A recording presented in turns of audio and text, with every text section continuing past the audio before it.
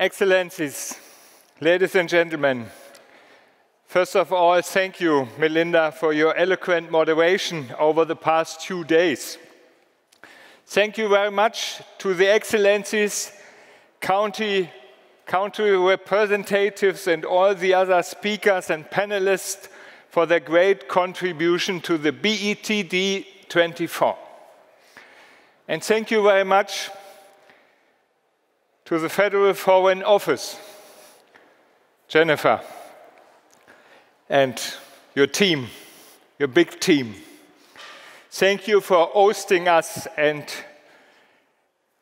with this fantastic event here at the Foreign Office that showcased the state of the global energy transition, its success stories and challenges from across the globe.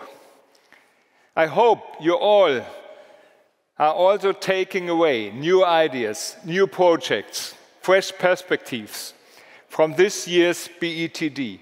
And of course, new contacts with partners in the energy transition from around the world.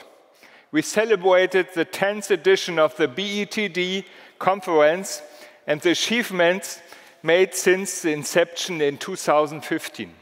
In 2023, the global expansion of renewable energy reached a new record high, giving us reason to be optimistic.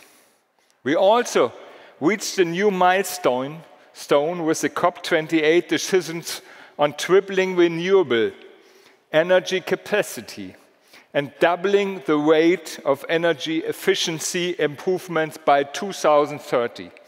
And a common commitment to transitioning away from fossil fuels. But the true success of these goals will be measured by the implementation in our real life. That is why we look forward to keep breaking more records every year throughout the rest of this decade, just like we did last year. Our conversations over the past 2 days showed us that governments, international organizations, businesses, and civil society all want to be part of the solution.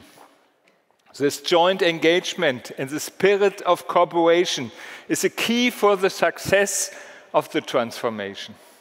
We are moving in the right direction. Together, we can keep up this strong momentum and accelerate our energy transition to keep 1.5 in reach. Let me therefore thank all panelists and all speakers for sharing their insights and ideas on how we can enable the tripling up, doubling down, and phasing out, and achieve this in a way that maximizes the social and economic benefits of the energy transition for the people in all our countries. Importantly, our conservations are focused on overcoming the challenges we have to tackle, such as mobilizing finance, managing just and fair structural changes, finding solutions in particular for industrial sectors that are hard to decarbonize, dealing with skill shortages, and making sure our power grids are fit and ready for the future. And also develop rural areas which are not yet have electricity, but will have the chance with renewable energy mini-grids now. As we find answers to these challenges, we also need to ensure that we make the most of the many benefits of the transition and that we communicate them well. The global energy transition already has created millions of jobs, millions of good jobs, and carries immense potential to grow business opportunities and foster partnerships with local communities and level across the borders. The esteemed panelists also discussed how renewable technologies can increase energy access and security, as well as benefiting food and water availability. And we also put a spotlight on the fact that the empowerment and the inclusion of women in the energy sector is both an opportunity and a necessity for the global energy transition.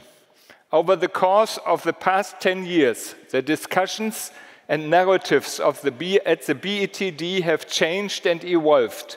Renewable energy has become the mainstream answer for sustainability, security, and prosperity. What has remained the same is the value of cooperation and partnership that we all have built and strengthened from year to year. Once again, this year's BETD brought together decision makers from across the world, each with their unique views and priorities, but ultimately all with a shared belief in a sustainable and prosperous future.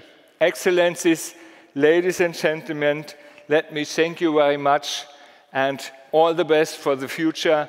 See you again in the next months, on the next events, and in autumn in Baku. Thank you very much.